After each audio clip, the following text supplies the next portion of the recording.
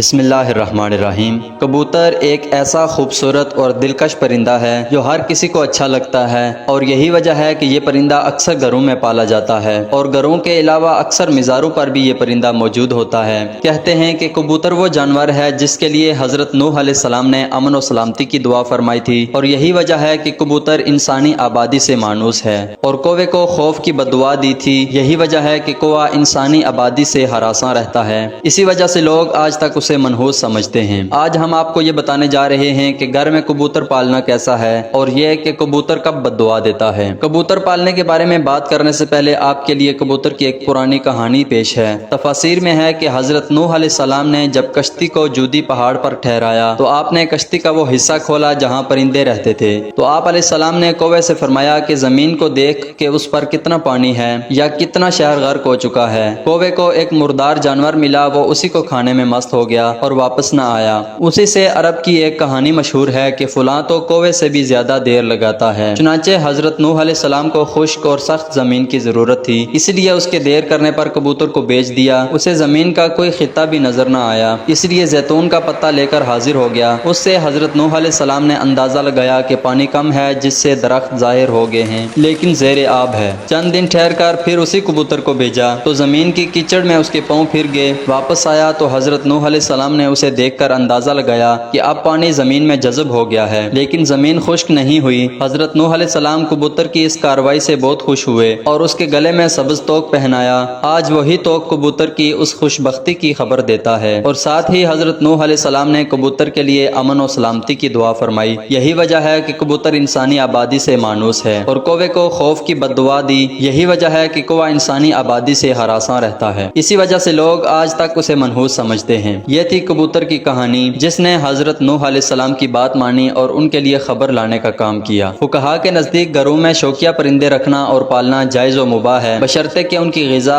اور سردی گرمی اور بارش سے حفاظت کا انتظام کیا جائے، اور جب اہل خانہ کہیں باہر جائیں تو ان کی غذا اور دیکھ بھال کا مناسب نظم کر کے جائیں۔ سیدنا انس رضی اللہ تعالیٰ عنہ کے چھوٹے بھائی نے ایک پرندہ پال رکھا تھا۔ جب رسول اللہ صلی اللہ علیہ وسلم ان کے ہاں تشریف لاتے تو اسے کہتے کہ اے ابو عمیر، پرندے نے کیا کھایا؟ یہ حدیث اس بات کی دلیل ہے کہ آپ صلی اللہ علیہ وسلم نے پرندے رکھنے سے منع نہیں فرمایا۔ اگر گھر میں پرندہ پالنا منع ہوتا تو آپ صلی اللہ علیہ وسلم ضرور انس کے بھائی کو اس بات سے منع فرماتے۔ اسی روایت کی بنیاد پر یہ کہا جاتا ہے کہ گھر میں پرندوں کا پالنا جائز ہے، لیکن جیسا کہ پہلے بھی ذکر ہوا ہے کہ ان کے پالنے کے لیے ضروری ہے کہ پرندوں کی ہر ضرورت کو پورا کیا جائے تاکہ پرندوں کو کسی قسم کی کوئی تکلیف نہ پہنچے۔ چنانچہ کبوتر بھی ایک پرندہ ہی ہے، اس لیے کبوتر کا گھر میں پالنا درست ہے۔ یاد رہے کہ پرندوں کو ستانے کے بارے میں ممانعت ہے، جیسا کہ ابو داؤد میں حضرت عبداللہ بن مسعود کی روایت کردہ ایک حدیث میں کبوتر کا ذکر ہے، جس میں کبوتر اللہ کے رسول صلی اللہ علیہ وسلم کے سر مبارک پر منڈلا رہا تھا اور اپنی زبان میں شکایت کر رہا تھا کہ کسی نے اس کے گھونسلے سے انڈے اٹھا لیے ہیں۔ حضور صلی اللہ تعالی علیہ وسلم نے صحابہ میں اعلان کیا، اور ایک صحابی نے انڈے اٹھانا قبول کیا تو انہیں حکم دیا گیا کہ وہ گھونسلے میں انڈے واپس رکھ دیں۔ تو اس روایت سے معلوم ہوا کہ پرندوں کو ستانا ناجائز ہے، اور پرندوں کو ستانے سے اس لیے روکا گیا ہے کہ پرندوں کی بددعا لگنے کا احتمال ہے، اور چونکہ کبوتر بھی ان پرندوں میں شامل ہے جو کہ انبیاء کرام کا پسندیدہ رہا ہے، اس لیے اگر کبوتر کو ستایا جائے گا